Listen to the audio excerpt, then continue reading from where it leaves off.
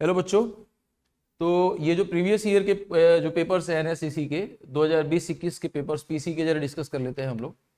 तो इसमें जो सबसे पहला क्वेश्चन जो लिखा हुआ है, इसमें बोला हुआ है chemical reaction is carried out at two different temperature T1 and T2, मतलब दो अलग अलग टेम्परेचर पे। और इसमें ये भी बोला हुआ है कि T2 greater than T1 and also मतलब बोला हुआ है कि कैटलिस्ट के विदाउट, मतलब कैटलिस्ट की प्रेजेंस में या कैटलिस्ट के एब्सेंस में। तो इसमें पूछा है कि कौन सा स्टेटमेंट करेक्ट है। तो पहला स्टेटमेंट जरा देखते हैं हम। Lowering in the activation energy of the reaction due to catalyst would be higher at T2 than at T1। तो एक चीज देखो आप, जैसे बेसिकली क्या होता है कि जब कैटलिस्ट आप ऐड करते हैं तो कैटलिस्ट के ऐड करने पे बेसिकली क्या होता है कि एक्टिवेशन एनर्जी की हाइट कम हो जाती है। लेकिन जब टेम्परेचर आप चेंज करते हैं तो टेम्परेचर चेंज करने पे एक्टिवेशन एनर्जी की हाइट में कोई चेंज नहीं होता, ये मान के चलते हैं हम। एक्चुअल में होता ये है कि अब मान के चलते हैं कि एक्टिवेशन एनर्जी में चेंज तब होता है, जैसे जब एक्टिवेशन एनर्जी में चेंज तब होता है जब आप कैटलिस्ट ऐड करते हो। और नॉर्मली सॉल्ट टेम्परेचर रेंज के लिए, मतलब टेम्परेचर रेंज अगर कम होता है तो उस केस में एक्टिवेशन एनर्जी में कोई चेंज नहीं होता है। तो पहला स्टेटमेंट जो है आपका वो सही नहीं है। ठीक, द सेकंड स्टेटमेंट लिखा हुआ है lowering in the activation energy of the reaction due to catalyst would be higher at T1 that at T2। तो बेसिकली ये दोनों स्टेटमेंट सही नहीं, मतलब एक्टिवेशन एनर्जी की हाइट कैटलिस्ट की प्रेजेंस या कैटलिस्ट की एब्सेंस में टेम्परेचर के ऊपर डिपेंडेंट नहीं होगी। आगे बोला हुआ है क्या, the factor by which the rate of the reaction is increase by the catalyst would be lower at T2 than at T1। और चौथा स्टेटमेंट लिखा हुआ है the factor by which the rate of reaction is increase by catalyst would be higher at T2 than at T1। तो ये दोनों statement एक दूसरे के कॉन्ट्रडिक्टरी है, तो या तो सी सही या तो डी सही। तो देखो इसमें काम बेसिकली होता है क्या है कि जब आप एक इक्वेशन लिखते हो, जैसे एक चीज आप लोगों ने पढ़ी होगी आर्हीनियस इक्वेशन, तो उस आर्हीनियस इक्वेशन को लिखते हैं तो K इक्वल टू AE की power minus EA divided by RT, यही फॉर्मूला आप पढ़ते हो। तो अगर मान लो आप कैटलिस्ट ऐड कर रहे हो तो उसकी वजह से इसको हम बोल रहे हैं, मतलब इसको इस टर्म को हम बोल दे रहे हैं K for non catalysed reaction, मतलब कैटलिस्ट की एब्सेंस में। तो यहाँ पे जो एक्टिवेशन एनर्जी होगा वो आपका EANC मैं लिख दे रहा हूँ, मतलब for activation energy for non catalysed reaction. और अगर कैटलिस्ट आपने ऐड किया है तो इस प्री एक्सपोनेंशियल फैक्टर में कोई चेंज तो होता नहीं, E की power minus EAC divided by RT। अब इन दोनों को जरा डिवाइड करें, तो डिवाइड अगर करेंगे तो आपके पास आएगा K फॉर कैटेलाइज्ड, इसको इससे डिवाइड कर दे रहा हूं मैं, K for catalysed reaction divided by K for non catalysed reaction equal to, ये वाला टर्म तो कैंसिल हो गया। अब ये आपके पास आएगा E की power minus EAC divided by RT multiplied by E की power plus EANC divided by RT, यही ना आएगा हमारे पास। इसको आप सॉल्व करेंगे, E की power EANC minus EAC divided by RT, यही टर्म हमारे पास आएगा। अब क्या करें हम, इसमें दोनों तरफ अगर लॉग लें, लॉग बेस E, तो ये आपके पास आएगा ln K for catalysed divided by K for non catalysed reaction is equal to, इसको मैं इस तरीके से लिख दे रहा हूं EANC minus EAC divided by RT, ये हमारे पास टर्म आ गया। अब बेसिकली देखो कहानी क्या है इसमें, अगर इसको आप टेम्परेचर के रिस्पेक्ट में इस फंक्शन को डिफरेंशिएट करते हैं तो इधर माइनस वाला टर्म आएगा भाई, 1/T का डिफरेंशिएशन करेंगे विद रिस्पेक्ट टू टेम्परेचर तो -1/T² आएगा।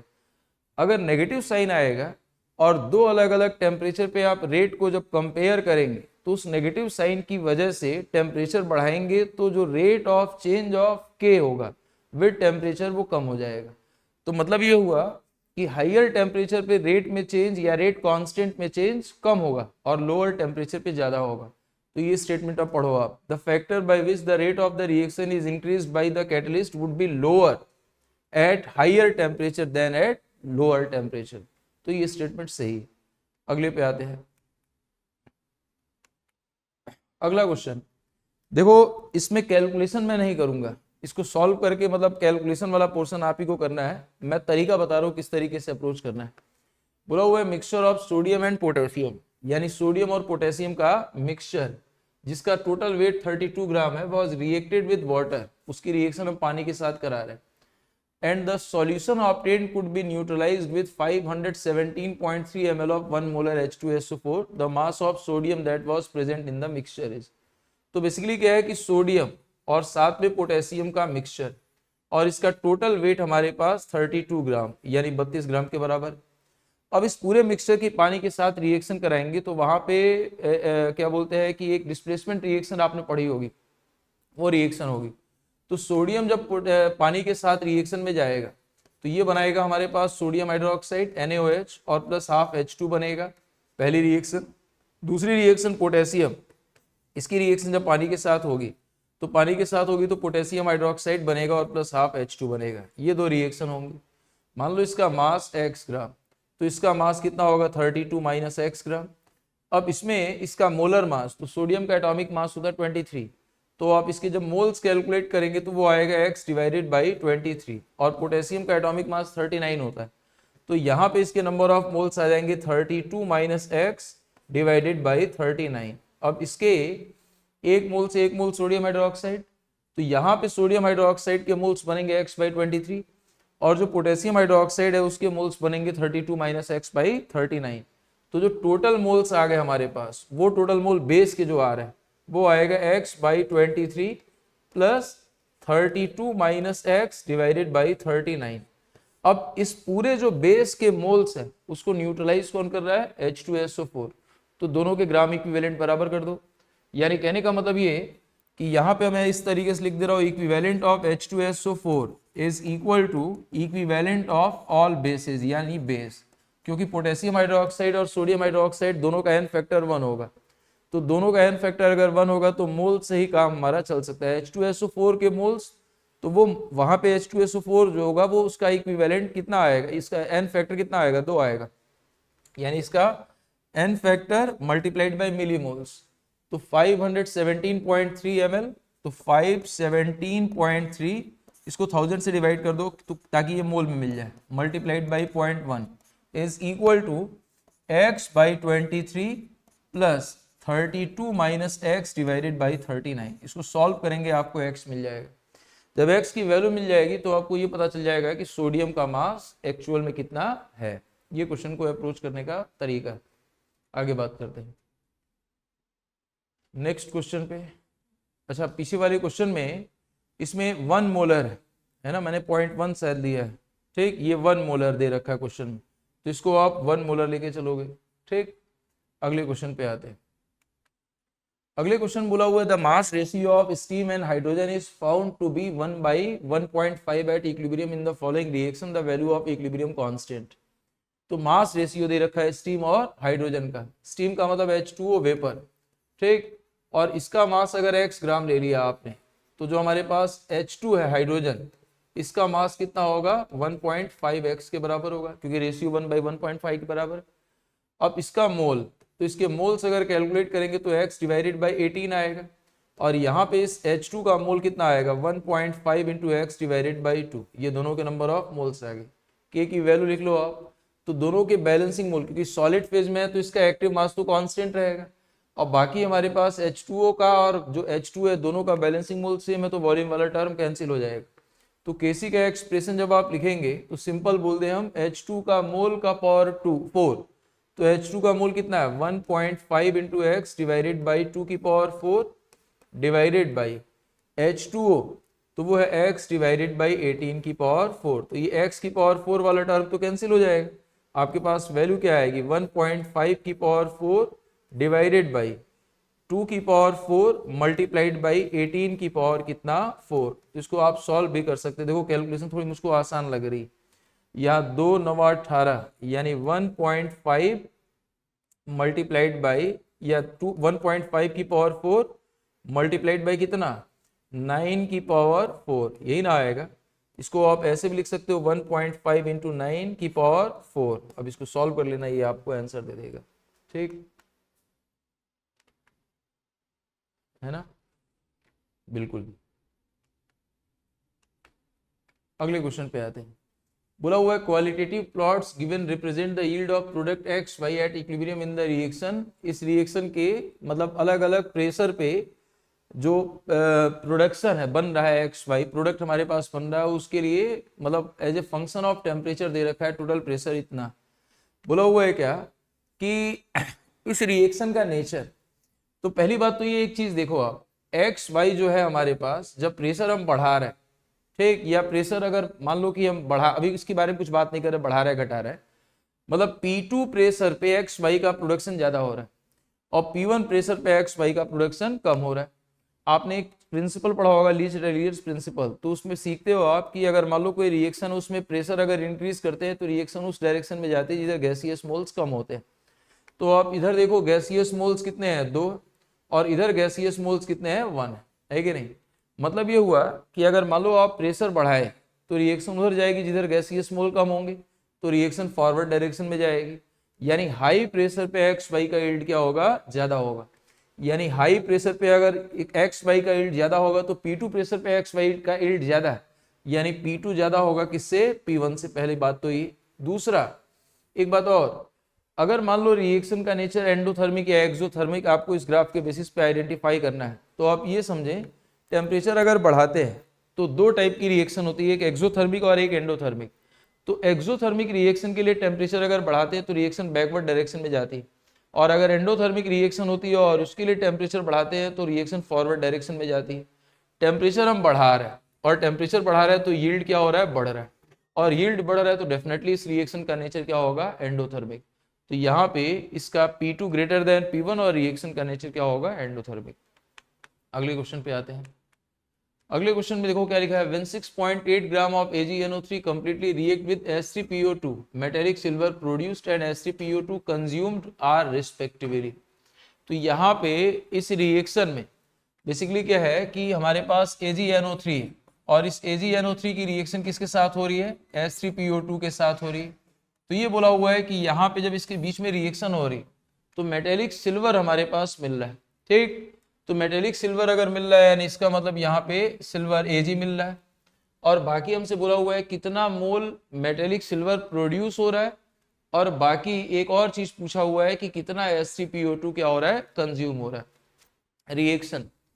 तो यहाँ पे अगर मान लो AgNO3 की रिएक्शन आप H3PO2 के साथ करा रहे हो, तो एक चीज सोचो आप, अगर मान लो सिल्वर का यहाँ ऑक्सीडेशन स्टेट देखे +1 और यहाँ फॉस्फोरस का ऑक्सीडेशन स्टेट देखेंगे तो भी +1 के बराबर ही आएगा, कैलकुलेट करोगे +1 ही आएगा।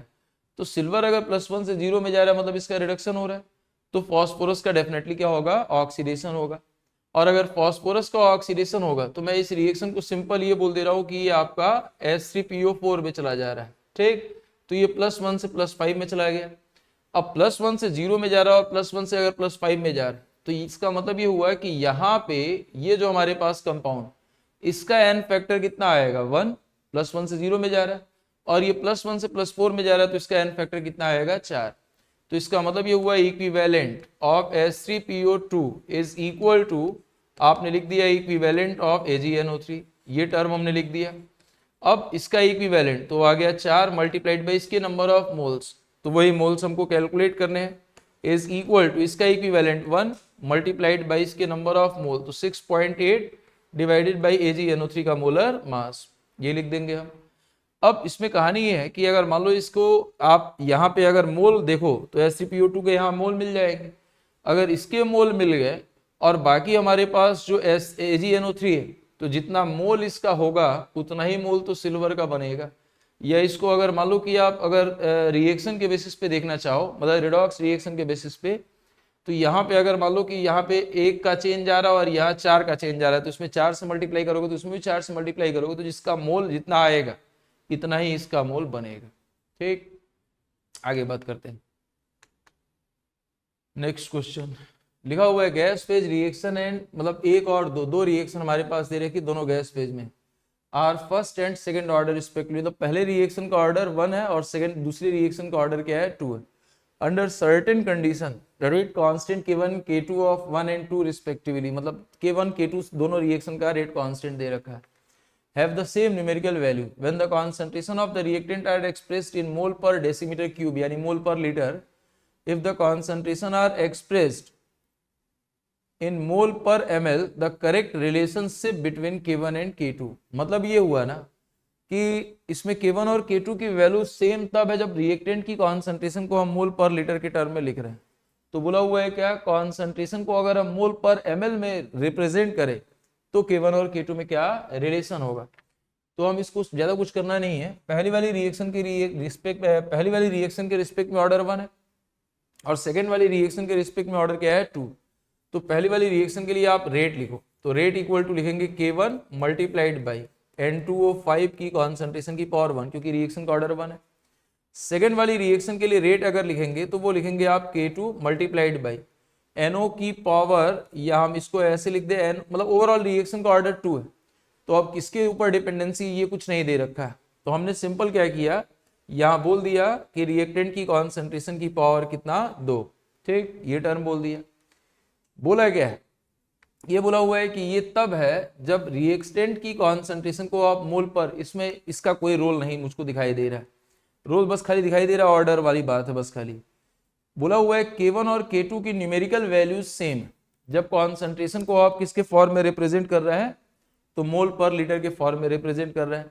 मतलब ये हुआ K1 की वैल्यू K2 के बराबर है, कब, जब कॉन्सेंट्रेशन को आप किसके टर्म में लिख रहे हैं, मोल पर डेसीमीटर क्यूब, यानी मोल पर लीटर। तो इसको आप इस तरीके से लिख सकते हैं, मोल और पर 1000 ml, ऐसे लिख सकते हैं कि नहीं लिख सकते हैं हम, ठीक। अब इसमें देखो एक चक्कर, जैसे मान लो कि यहाँ पे बोला गया है हमारे पास कि have the same numerical value when the concentration of reactant are expressed in terms of mole per liter। तो अब इसमें अगर मान लो कि जो है, मतलब आप इस K1 और K2 को अगर इसका यूनिट देख लेते हैं हम, यहाँ पे अगर मान लो K1 का यूनिट देखे, तो खैर ये तो हमारे पास रिएक्शन का ऑर्डर 1 है, तो K1 का यूनिट जो आपके पास आएगा वो आएगा क्या, सिर्फ अगर सेकंड इनवर्स हम मान लो बोल देते टाइम का यूनिट। और बाकी इस K2 का यूनिट अगर देखेंगे आप, तो इसका यूनिट होता है, हो जाएगा अगर लीटर में, मोल पर लीटर में लिखे हम, तो मोल पर लीटर पर सेकेंड, और ये आएगा मोल पर लीटर की पावर, या हम डायरेक्टली बोले nth ऑर्डर रिएक्शन के लिए K का यूनिट क्या होता है, मोल पर लीटर की power 1 minus n into time inverse. वहां n की वैल्यू 2 पुट करेंगे तो मोल पर लीटर की पावर -1 आएगा, यानी यहाँ पे K का यूनिट जो हमारे पास आएगा वो आएगा मोल पर litre multiplied by second inverse, और इसकी पावर कितना आएगा, -1, यही ना आएगा। अब ये तब है जब इन सारी चीजों को आप इस फॉर्म में, यानी मोल पर लीटर के टर्म में लिख रहे हो। तो अगर मान लो इसको आप मोल पर लीटर ना लिख करके मोल पर ml में लिखे, तो इस तरीके से लिख सकते हैं, ऊपर लीटर वाला टर्म आ जाएगा, तो इसको ऐसे लिख लो 1000 ml पर मोल, इस तरीके से लिख सकते हैं, मल्टीप्लाइड बाई क्या, सेकेंड इनवर्स। अब इसकी वैल्यू इसके बराबर है, तो मतलब ये देखो 1000 वाला टर्म इसमें आ रहा है, मतलब K1 की वैल्यू जो आएगी वो K2 का कितना गुना होगा, 1000 गुना होगा। तो यहां भी ऑप्शन करेक्ट है, ठीक। आगे, the galvanic cell can be represented है, जिंक Zn+2n में कन्वर्ट हो रहा है, Cu+2n कॉपर में कन्वर्ट हो रहा है। Among the following cell can produced an EMF more than that of galvanic cell is. अब ये बोला हुआ है कि हमारे पास एक गैल्वेनिक सेल, और उस गैल्वेनिक सेल में जिंक+2 आयन की कॉन्सेंट्रेशन 0.1 और Cu+2 आयन की कॉन्सेंट्रेशन 0.1 के बराबर, मतलब दोनों बराबर है। तो अगर दोनों बराबर होगा तो इसका EMF जब आप कैलकुलेट करेंगे नर्स्ट इक्वेशन के हिसाब से जो मुझे दिखाई दे रहा है, तो वो ई सेल की वैल्यू ई नॉट सेल के बराबर ही आएगी। पहली बात तो ये देखो, आप रिएक्शन अगर लिखेंगे आप, तो जिंक का ऑक्सीडेशन होगा और Cu+2 आयन का रिडक्शन होगा। तो ये रिएक्शन आप इस तरीके से लिखेंगे, जिंक Zn+2 आयन में जाएगा और बाकी Cu+2 आयन कॉपर में जाएगा। तो यहाँ पे इसका एन फैक्टर, या हम बोले कि नंबर ऑफ इलेक्ट्रॉन्स जितने पार्टिसिपेट होंगे वो 2 के बराबर होंगे। Q की वैल्यू जब आप लिखेंगे तो Q इज इक्वल टू आपके पास आएगा Zn+2 ion divided by Cu+2 ion. तो अगर दोनों की कॉन्सेंट्रेशन बराबर है तो Q1 हो जाएगा, और Q1 हो जाएगा तो ई सेल का एक्सप्रेशन आप लिखेंगे जब E cell equal to E not cell minus 0.0591 divided by 2 electron participate कर रहा है लॉग Q1, तो ये टर्म 0 हो जाएगा, तो ई सेल की वैल्यू ई नॉट सेल के बराबर आ जाएगी। बोला है क्या कि किस केस में, मतलब ये जो हमारे पास जब इसकी कॉन्सेंट्रेशन 0.1 और 0.1 है, तो जो भी हमारे पास EMF आ रहा है, किस केस में EMF की वैल्यू इसके कंपैरेटिवली ज्यादा आएगी। तो ज्यादा तब आएगी जब ये डिफरेंस या इसकी वैल्यू कम आए। इसकी वैल्यू को कम होने का मतलब ये हुआ है Q की वैल्यू कम होनी चाहिए, और Q कम तब होगा जब जिंक+2 आयन की कॉन्सेंट्रेशन कम होगी। तो देखो कहाँ जिंक+2 आयन की कॉन्सेंट्रेशन कम है और Cu+2 आयन की कॉन्सेंट्रेशन ज्यादा है। तो पहले वाले केस में ये ज्यादा है और यहाँ कम है, सेकंड वाले केस में ज्यादा है ये कम, थर्ड वाले केस में ये कम है ये ज्यादा है, फोर्थ वाले केस में बराबर। तो इसका EMF तो ई नॉट सेल के बराबर आ जाएगा, तो सी ऑप्शन करेक्ट है इसका, ठीक। इसमें while doing titration, a student recorded a burette reading of 10 ml for the neutralization of 10 ml NaHC2O4 with 0.1 molar NaOH. In a separate experiment, 10 ml of this NaHC2O4 aqueous solution could be completely oxidized by 10 ml of KMnO4 in acidic medium. What would be the molarity of KMnO4 used by this solution? बढ़िया question पूछे जाते हैं, देखना ध्यान से आप मैं क्या बोल रहा हूँ। इसमें एक चीज पढ़ाई जाती है, जब इक्विवेलेंट कॉन्सेप्ट पढ़ाया जाता है तो उसमें ये बोला जाता है आपको कि अगर मान लो ऑक्जेलिक एसिड या ऑक्जेलिक एसिड से रिलेटेड कंपाउंड्स हैं, तो उस केस में जो कंपाउंड होंगे वो आपका एसिड की तरह बिहेव कर सकते हैं और साथ में रिड्यूसिंग एजेंट की तरह भी काम कर सकते हैं। अगर मान लो कि यहाँ बोला हुआ है कि ये जो हमारे पास NaHC2O4 है, ठीक, तो ये जो NaHC2O4 है इसकी रिएक्शन पहले किसके साथ करा रहे हैं हम? सोडियम हाइड्रोक्साइड के साथ। तो इसमें एक ही हाइड्रोजन है जो एसिडिक हाइड्रोजन के फॉर्म में, तो इसका n फैक्टर 1 आएगा। तो अगर इसका इक्विवेलेंट यानी इक्विवेलेंट ऑफ पहले वाले एक्सपेरिमेंट की बात कर रहा हूं मैं, तो इक्विवेलेंट ऑफ NaHC2O4 अगर मान लो आप बराबर करते हो इक्विवेलेंट ऑफ सोडियम हाइड्रोक्साइड के, तो देखो क्या मिलेगा, 10 मल्टीप्लाइड बाई इसका n factor into molarity equal to, और इसमें जो NaOH का हमारे पास फॉर द इसकी वॉल्यूम की वैल्यू नहीं दे रखी है ना, ठीक, of this in acidic solution what would be the molarity of, volume नहीं दे रखा है। Student recorded a burette reading of 10 ml for the neutralisation of 10 ml, मतलब इसका वॉल्यूम दे रखा है। तो सिंपल जो है मतलब करे क्या कि यहाँ पे 0.1 मल्टीप्लाइड बाई, ठीक,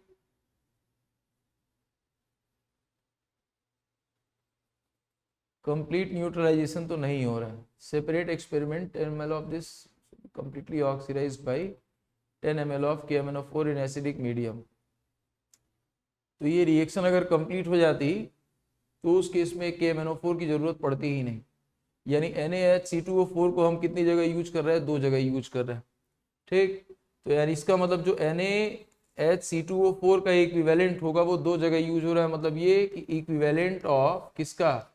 KMnO4। ये पॉइंट मेरी जरा समझना मैं क्या बोल रहा हूँ। यहाँ पे जो क्वेश्चन है, इस क्वेश्चन में NaHC2O4 जो है वो 2 जगह यूज हो रहा है, एक NaOH के साथ और एक KMnO4 के साथ। तो इन दोनों जगह हम इसको यूज करेंगे, मतलब इस NaHC2O4 का जो इक्विवेलेंट होगा। तो इसमें एक काम करते हैं ना, काम ये करते हैं कि मान लिया कि जो हमारे पास, इसको ऐसे ना लिख करके दूसरे तरीके से मैं इसको सॉल्व करके आपको दिखा रहा हूँ, देखो ध्यान से। मान लिया हमने कि जो NaHC2O4 है उसकी मोलैरिटी m, ठीक, जो NaHC2O4 है हमारे पास इसकी मोलैरिटी कितनी है? m, और इसका 10 ml यूज किया गया है। तो अगर टोटल इसके मिलीमोल्स देखें तो वो कितने आएंगे? इसका मोलैरिटी मल्टीप्लाइड बाय वॉल्यूम। तो जो मिलीमोल्स आएगा आपके पास, मिलीमोल्स ऑफ NaHC2O4 वो कितना आएगा? वो आएगा 10 इंटू m के बराबर, यही ना आएगा? चलो ठीक। अब इसमें से कुछ हिस्सा इसकी रिएक्शन करा रहे हैं NaOH के साथ, और बाकी कुछ हिस्सा हम रिएक्शन करा रहे हैं किसके साथ? KMnO4 के साथ, ठीक। तो अच्छा, ये तो आसान है यार, मैं कहाँ पहुंच गया था और कहाँ था क्वेश्चन, ठीक, सॉरी इस बात के लिए। क्वेश्चन बहुत आसान है, देखो क्या है, मेरे दिमाग में था कि NaHC2O4 की मोलैरिटी निकालनी है, तो पूछा हुआ KMnO4 की मोलैरिटी, तो आसान हो गया। देखो कैसे, इक्विवेलेंट ऑफ NaHC2O4 वो हम बराबर करेंगे किससे? Equivalent of NaOH।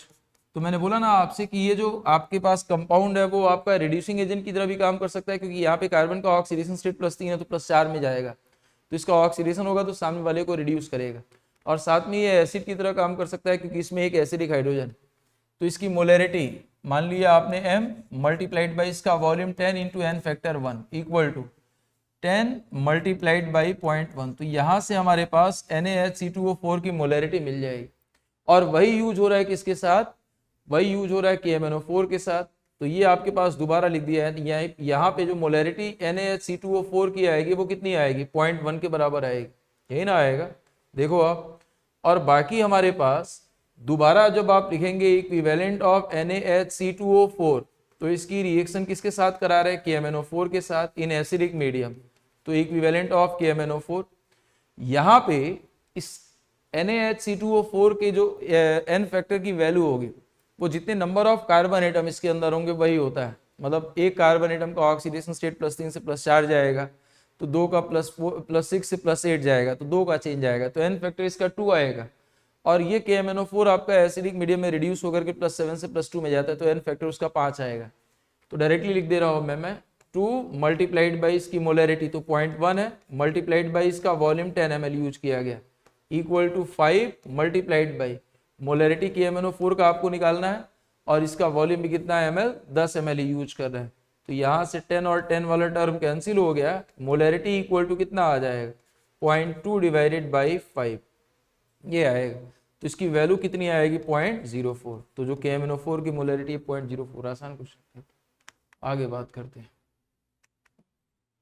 अगले क्वेश्चन पे आते हैं। Which of the following aqueous solution will have pH value between 4 and 5 at 25 degree Celsius. इसको पूरा सॉल्व करना पड़ेगा। देखो क्या है, यहाँ पे आप Ka/C निकालो, तो Ka/C की वैल्यू कैलकुलेट करेंगे पहले वाले केस में, तो 6.6 इंटू 10⁻⁻5 डिवाइडेड बाई 0.01, तो 0.01, तो इसकी वैल्यू कितनी आएगी, 6.6 मल्टीप्लाइड बाई 10⁻⁻3, तो इसकी वैल्यू 10⁻2 से छोटी है। मतलब डायरेक्टली आप pH का फॉर्मूला लिख सकते हैं। तो पहले वाले केस में अगर pH का फॉर्मूला लिखेंगे तो हम बोलेंगे pH equal to 1/2 pK minus log C, ये हमारे पास फॉर्मूला होता है। तो ये आप वैल्यू पुट करना, देखना pH की वैल्यू कितनी आ रही है। या डायरेक्टली आप इसको ऐसे ही बोल सकते हो कि यहाँ से मिलने वाला H+ आयन जो होगा उसकी concentration √K multiplied by C, तो यहाँ से भी हो जाएगा, बात वही है। Second option 0.02 mole benzoic acid and 0.05 mole sodium benzoate dissolved in appropriate amount of water to make a solution of 1 litre. Buffer बनेगा यहाँ पे, वीक एसिड है और वीक एसिड और स्ट्रॉन्ग बेस से मिलकर के बना हुआ सॉल्ट। तो बफर के लिए pH अगर लिखेंगे आप, तो इसके लिए pH की वैल्यू डायरेक्टली मैं बोल दे रहा हूँ pKa के बराबर ही आएगी। क्यों? क्योंकि plus log salt by acid लिखेंगे, दोनों कॉन्सेंट्रेशन बराबर नहीं, 0.05 है, तो आपको लिखना पड़ेगा प्लस लॉग 0.05 डिवाइडेड बाई 0.02, ये वैल्यू आएगी। तो आप इसको सॉल्व करोगे तो pH की वैल्यू आप आइडेंटिफाई कर सकते हैं। A mixture of 999 ml of water and 1 ml of 0.2 molar HCl। तो यहाँ पे पहले आपको HCl के मिलीमोल्स कैलकुलेट करने पड़ेंगे, 0.2 ही आएगा। और अब टोटल वॉल्यूम 1000 ml हो गया, तो जो वॉल्यूम अगर 1000 ml हो गया, तो यहाँ से H+ आयन की जो कॉन्सेंट्रेशन आएगी वो आएगी 0.2 डिवाइडेड बाई 1000, ये हमारे पास आएगा। तो यहाँ से आप pH निकाल सकते हो। 499 ml of 0.01 molar NaOH and 501 ml of 0.01, तो एसिड बेस रिएक्शन होगी। और इसमें क्योंकि एसिड ज़्यादा है तो उस केस में हम बोलेंगे सॉल्यूशन तो एसिडिक नेचर का होगा ही होगा। तो यहाँ पे जो हमारे पास HCl है, इसके मिलीमोल्स कितने आएंगे, HCl इसकी रिएक्शन होगी सोडियम हाइड्रोक्साइड के साथ, NaCl बनेगा और प्लस H2O बनेगा। तो HCl के जो Na मिलीमोल्स आएंगे 500 मल्टीप्लाइड बाय, अगर 0.01 होता तो कितना होता, 500 मल्टीप्लाइड बाई 0.01, हाँ 5, तो 5 इंटू 0.01 है, तो यानी 501 इंटू 0.01 यानी 5.01 इसके मिलीमोल्स आएंगे। और इसके मिलीमोल्स कितने आएंगे फिर 4.99, ये बचा कितना 0, ये बना या बचा कितना, तो ये बोलेंगे 0.02। अब टोटल वॉल्यूम तो कितना हो गया, 1000 ml हो गया। तो यहाँ से जो H+ आयन की कॉन्सेंट्रेशन आएगी वो आएगी 0.02 डिवाइडेड बाई 1000। ठीक, तो जहाँ तक मुझे दिखाई दे रहा है इसका, फिर अब आप ऑप्शन चेक कर सकते हो, है ना। अगले क्वेश्चन पे आते हैं। अगले क्वेश्चन में देखो क्या लिखा हुआ है।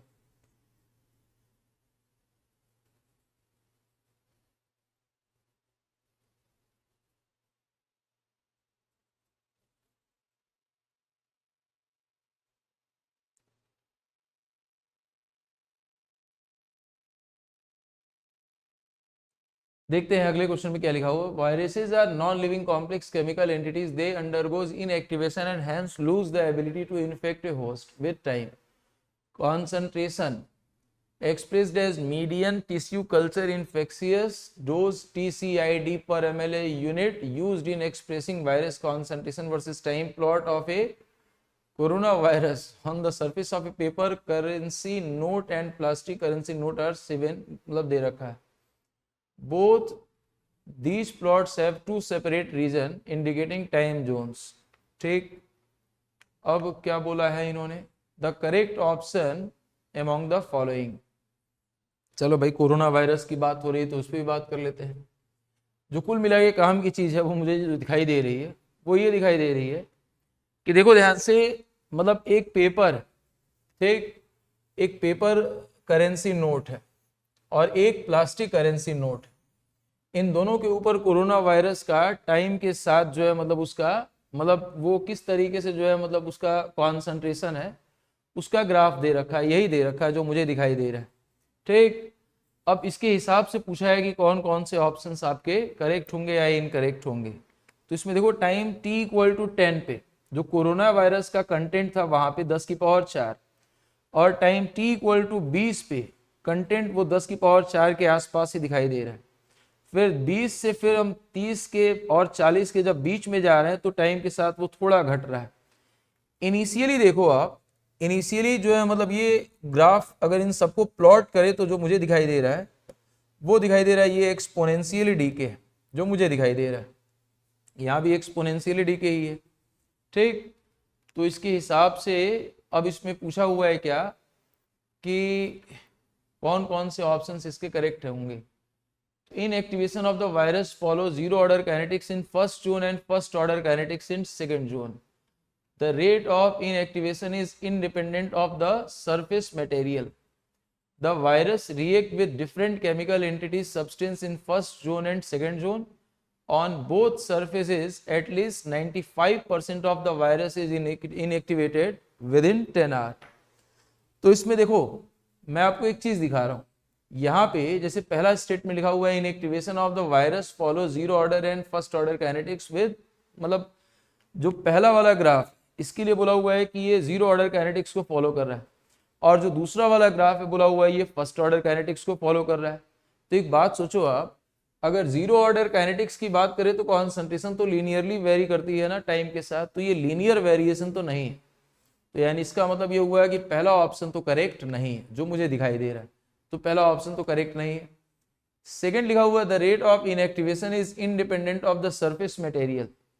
एक बात देखो आप, यहाँ पे इनएक्टिवेशन का जो रेट है और यहाँ पे जो इनएक्टिवेशन का रेट है, जो मुझे चीजें दिखाई दे रही है मैं आपको बता रहा हूँ।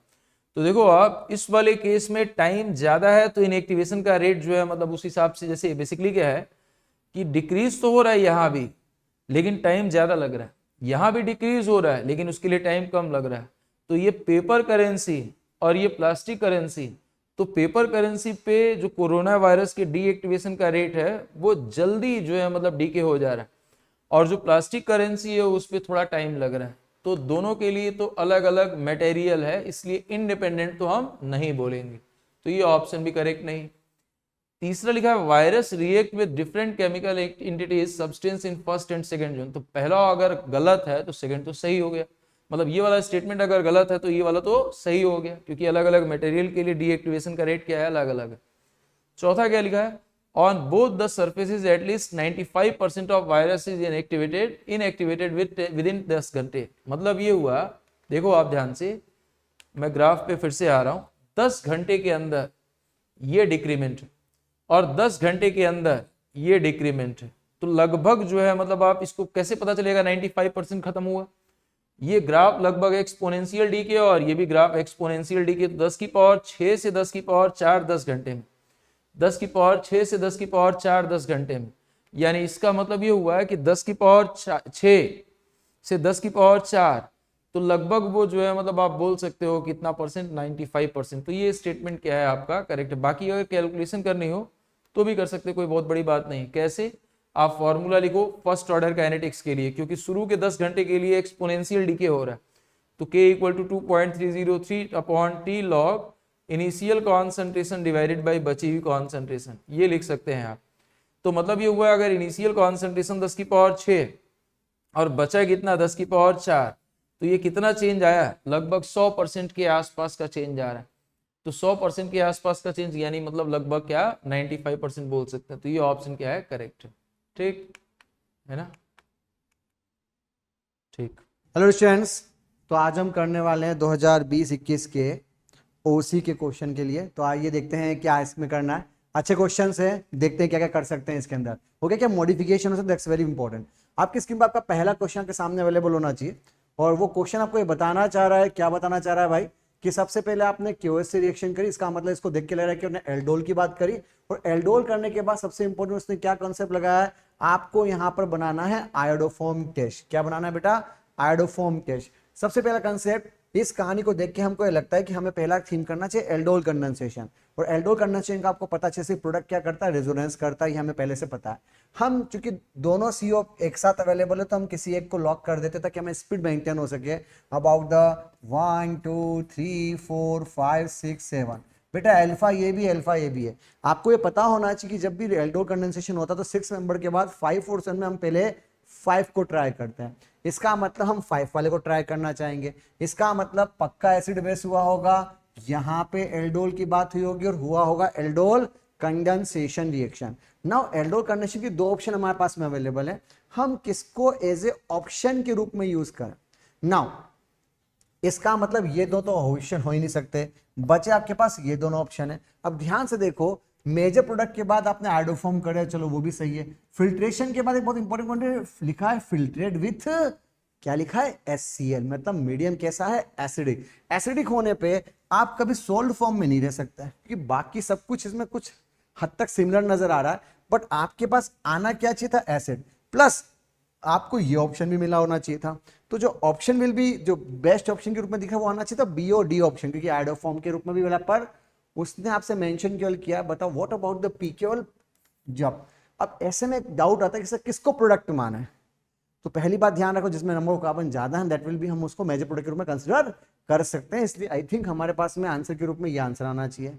ठीक है, बाकी जो मैकिस पैटर्न है वो बहुत सिंपल सा है। 1 और 5 से आप वाटर तो आप ट्रिक के रूप में भी काम कर सकते थे, वाटर यहां से बाहर निकालो, थर्ड यानी सिमेट्रिकल पर मिथाइल आना चाहिए था, तो हमारा काम इससे आसानी से होता है। एक important point, reaction call centre के बाहर हो रही है तो कॉन्फ्यूजन चेंज नहीं करोगे।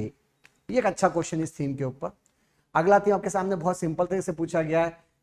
2 स्टूडेंट है जिन्होंने एक्सपेरिमेंट किया है कीटोन के ऊपर, और स्पेशली ये बोला है कि एक ऑप्टिकल रोटेशन दे रहा है, यस यस बोल रहा है। अगला optical rotation after treatment with base, base से रिएक्शन करने के बाद वो 0 हो गया। ये हिंट बताता है कि आप कहीं ना कहीं कहां चले गए बेटा, आप कहीं ना कहीं टॉटोमर पे आ गए हो। अल्फा वाला जो फंडा है ना, वो आपको ध्यान रखना है इस कहानी के अंदर कि हमको अल्फा पे क्या कंपेयर यूज करना है, दैट्स वेरी इंपॉर्टेंट। चलिए, इसके लिए आपको ऑप्शन चेक करने पड़ेंगे। फिर NaNH2QH with heat, that's very important. इसका नाम है वॉल्व किश्नर रिडक्शन। कौन सा reduction? WKR, valve Kishner reduction. उसके क्या, formation of optically inactive hydrocarbon. ठीक है, formation of optically inactive hydrocarbon, दोनों के थ्रू इनएक्टिव बन रहा है। अब चेक करो पहला ऑप्शन 2 इथाइल साइक्लोब्यूटेनॉन, यानी आपके पास ये ऑप्शन है, और क्या लिखा हुआ है, साइक्लोब्यूटेनॉन में 2 इथाइल। इसका मतलब आपके पास यहां पर इथाइल आ गया। इसको देख के लग रहा है कि गेम खत्म, क्योंकि काल सेंटर नहीं बना है।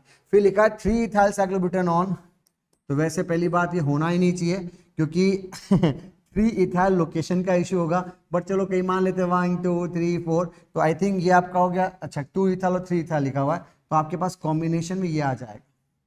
Got the point. बट आप जब रिएक्शन करोगे, उसने लिखा है कि जब आपने रिएक्शन करी तो ट्रीटमेंट विद बेस। अब ध्यान से देखो, एक के पास अल्फा ऑप्शन अवेलेबल, एक के पास अल्फा ऑप्शन अवेलेबल नहीं है, दैट्स वेरी इंपॉर्टेंट। अगला पूछा है एक्स और वाई क्या दिया जाए। सबसे पहले formation of optically inactive hydrocarbon. भैया अगर आप इसकी कहानी करोगे तो आपको यहां पे चेक करना पड़ेगा कि आपको इस वॉल किश्नर के बाद क्या इनएक्टिव फॉर्म मिल रहा है, और वहां भी आपको कौन सा फॉर्म चाहिए, inactive form. Now optical rotation x के लिए भी यस है, वाई के लिए भी यस है। Operation after treatment with base वो 0 बोल रहा है, और यहाँ पे वो बोला कि ऑपरेशन यस होना चाहिए, दैट्स वेरी इंपॉर्टेंट। अगला लिखा देखो ध्यान से, 2 methyl cyclopentanone and 3 methyl cyclopentanone. देखिए साइक्लोपेंटेनॉन की बात कर रहे हो तो ये देखा आपका हो गया 2 मिथाइल, और ये आपका हो गया 3 मिथाइल। ध्यान से देखो, ये ऑप्शन आपके सामने अवेलेबल है। नाउ ये वाला वो अल्फा जिसकी मैं कार सेंटर के रिस्पेक्ट जिक्र करना चाहता था, कि कार सेंटर अगर अवेलेबल है तो हम जब बेस डालते हैं तो टॉटोमेरिज्म होती है, और टॉटोमेरिज्म होने पर हम आसानी से इसको क्या बनाते हैं बेटा, हम इनोल बनाते हैं। और एक बार इनॉल बन गया तो sp2 होगा, sp2 से जब रिवर्स होगा तो वेज भी आएगा, डैश भी आएगा, यानी आंसर बनेगा रेसिमिक मिक्सचर। देख से हिंट जो कि आपको याद करना पड़ेगा। अगला एग्जांपल दिया हुआ था 3 मिथाइल, तो बेटा ये तो हो ही नहीं सकता, बिकॉज इस रास्ते से अगर आप जाओगे तो रास्ते का इश्यू होगा, क्योंकि इस कहानी के अंदर उसने स्पेशली पूछा था क्या ऑप्शन होना चाहिए था, आई थिंक मुझे formation of optically inactive compound, उधर भी formation of optically inactive compound. I hope थोड़ा सा मुझे लग रहा है कहीं ना कहीं इस कहानी में थोड़ा ट्विस्ट हो सकता है। नहीं नहीं ठीक है चलेगा चलेगा, क्योंकि उसने एक्स वाई के लिए ऑप्शन ये दिया हुआ है, ठीक है, और वाई वाले में दोनों ऑप्शन होने चाहिए, ठीक है, हाँ तो चलेगा, ठीक है। बेस डाला तब यहाँ पे चूंकि ये अल्फा की जगह क्या है बोलो बीटा, तो आपको चेंज नहीं आएगा। अच्छा कुछ का आर्गुमेंट हुआ सर यहाँ पे क्यों नहीं हो सकता, तो यहाँ पे देखो यहाँ प्रॉब्लम है, दोनों रास्ते सेम हो रहे हैं, तो ये तो इनएक्टिव है, तो भैया ये ऑप्शन तो वैसे ही खत्म हो गया, कहानी खत्म हो गई, ठीक है। 3 मिथाइल, ये तो लोकेशन का पंगा, ये भी नहीं हो सकता। 3 methyl 4 pentan 2 one and 4 methyl pent 1 pentan 1 one. देखो आप एक बार देखोगे तो आपको लगेगा ओलंपियाड के अंदर मैक्सिमम क्वेश्चन में आईयूपीएससी चुपचाप इंक्लूड होती है। That's a good way to ask, क्योंकि वो आपको लगेगा सर यही पूछना ऑप्टिट्यूशन या वॉल्केशन पूछना, नहीं, मैं आईयूपीएससी का भी ध्यान रख रहा हूं। नाउ क्या लिखा बेटा 3 मिथाइल 4 पेंट 2 इन 2 ऑन, तो ये आपका 2 पे पाई बॉन्ड आ जाएगा, ओके। 4 पेंटीन तो यहाँ पे पाई बॉन्ड इधर 4 लोकेशन पे आ जाना चाहिए, 3 तो यहाँ 3 पर मिथाइल आना चाहिए। नाउ यही गेम खत्म हो गया, क्योंकि यहाँ पे का सेंटर क्रिएट नहीं हो रहा, वैसे ही नमस्ते हो जाएगा इस कहानी में, तो हम इसको तो जज नहीं कर पाएंगे, ये ऑप्शन पॉसिबल नहीं है अभी हमारे लिए, तो फिर बेस्ट चॉइस के हिसाब से आपका आंसर क्या आना चाहिए, सिंपल सा बॉम्बे। दैट्स अ गुड वे, अच्छा क्वेश्चन है। I think this is the part of advance range, advance range में आने लायक क्वेश्चन है। अगला कुछ लोग अनवांटेड डर रहे हैं इस कहानी के लिए, जबकि बहुत सिंपल सा क्वेश्चन है। Glass is the simplest amino acid molecular formula of the linear oligomer synthesis by linking with the 10 glycine molecule, तो आपको बताना उसका आंसर क्या होगा। देखो बहुत सिंपल सा फंडा है, होता यह है कि हमें एक बेसिक फंडा पता होना चाहिए कि जब भी अमीनो एसिड, क्या बोला जा रहा है, जब जब अमीनो एसिड आपस में जुड़ते हैं तो नया क्या होता है, बस अगर आपको वो समझ में आ जाएगा तो गेम सेट हो जाएगा। याद करिए, ये इस पे टेक करता है, ये ओज बाहर निकलता है, कुल मिला के यहां से वाटर मॉलिक्यूल बाहर निकलते हैं। अब समझिए किसी बात को, क्या समझने की बात आ रही है कि अगर यहां पर ऐसे 10 मॉलिक्यूल हुए तो पक्का यहां पे बीच में जो एमाइड बॉन्ड बनता है ना, वो होता है 9 वाटर मॉलिक्यूल के लिए। तो अब कुछ भी मल्टीप्लिकेशन नहीं करना, ये जो एक वेट दे रखा है अबाउट द C2H5O2N, इसको मल्टीप्लाई करना है 10 से, और उसके बाद इसमें से 9 मॉलिक्यूल वाटर को बाहर निकाल दो, मैथमेटिकली आपका आंसर तमीज से आ जाएगा। तो छोटा सा कंसेप्ट है मॉलिक्यूलर फॉर्मूले के हिसाब से, तो भैया आप सीधी सी बात है, ये हो गया C20, ये हो गया आपका H50, ये आपका हो गया O20, ये आपका हो गया N10, और क्या किया, इसमें से आपको क्या निकालना है बोलो, H18 निकाल देना और O9 निकाल दो, ये आपका सिंपल सा मैथमेटिकली आंसर आ गया। तो कार्बन तो वही आएंगे 20 जो कि दिख ही रहे, एच से गेम खेल लो 15 18, इसका मतलब ये तो 20 ही आएगा, एच वाला जो आंसर आ रहा है वो आ रहा है 32। चेक करो 32 ऑप्शन कहीं सेट हो रहा है क्या, बस हो गया। हमेशा पूरा खोदने की जरूरत मेरे हिसाब से नहीं है। समझ में आया क्वेश्चन, कितना सिंपल सा क्वेश्चन है। एक कंसेप्ट है कि अगर n अमीनो एसिड हो तो n-1 पेप्टाइड बॉन्ड बनते हैं और n-1 ही वाटर निकलता है, तो चूंकि डेका यानी 10 अमीनो एसिड हैं तो पक्का 9 एमाइड बॉन्ड बनने चाहिए, यानी 9 वाटर मॉलिक्यूल बाहर निकलने चाहिए। इसका मतलब जो भी टोटल मॉलिक्यूलर फॉर्मूला है उसमें से 9 वाटर मॉलिक्यूल को अगर आप रिप्लेस कर देते हो, हटा देते हो, तो आपको सीधे ही जो पेप्टाइड बना है प्रोटीन का, जो प्राइमरी स्ट्रक्चर, उसका मॉलिक्यूलर वेट मिल जाएगा। ठीक है, एडवांस में इसका उल्टा क्वेश्चन भी आया हुआ है। अगला देखिए, अगर आप चेक करोगे जेई के पेपर में या ओलंपियाड के पेपर में, ठीक है, आपको हमेशा एक चीज जरूर मिलेगी, ऑप्टिकल के ऊपर अच्छे क्वेश्चन आते हैं, आप जज करो। इससे हम जनरली आइसोमर बहुत अच्छा पढ़ाते हैं इस पॉइंट के ऊपर। अब देखो सिंपल सा क्वेश्चन पूछा है, कंपाउंड को टेंशन नहीं लेना, कंपाउंड का नाम लिखा हुआ है, नो रिक्वायरमेंट ऑफ दिस। ना हमको देखना रीड ऑफ कार्डियोवैस्कुलर डिजीज, इससे भी हमें मतलब नहीं है। हमें मतलब का क्वेश्चन नीचे नंबर ऑफ स्टीरियोजेनिक सेंटर, यानी वो कार सेंटर की बात कर रहा है जहां वन इंटरचेंज करने पर राम का श्याम यानी आर का एस बन सकता है। कुछ मत ढूंढो, हमारा सारा ध्यान कहाँ होना चाहिए, बोलो sp3, और सेंटर बोला है तो कार्बन का जिक्र नहीं करना, तो बस चेक कर लो अबाउट द 1 2 3 4 5 6 7 8। अच्छा, कुछ का आर्गुमेंट होगा सर बाकी पे जिक्र क्यों नहीं कर रहे, तो बेटा वो भी तो देखो ना, ये जो कार्बन आपको नजर आ रहे हैं यार ये sp2 कार्बन है, ये तो वैसे ही नहीं चलेंगे, तो आप इनके ऊपर इग्नोर करने का कंसेप्ट लगाओगे तो आप ज्यादा सेफ रहोगे। समझ में आया क्वेश्चन क्या है? देखो हम सीधे सीधे बोल सकते हैं 8 आंसर, मतलब सीधे हटा 7 की घटा आंसर चिपका, हो गया सोल्व। अगला सिंपल सा एक क्वेश्चन दिया हुआ है कि आप यहां से वहां जाना चाहते हो, तो बताओ क्या तरीका या जुगाड़ लगाया जाए कि आपकी जो थॉट प्रोसेस है वो फटाफट हो जाए और आप आसानी से वहां तक पहुंच जाओ।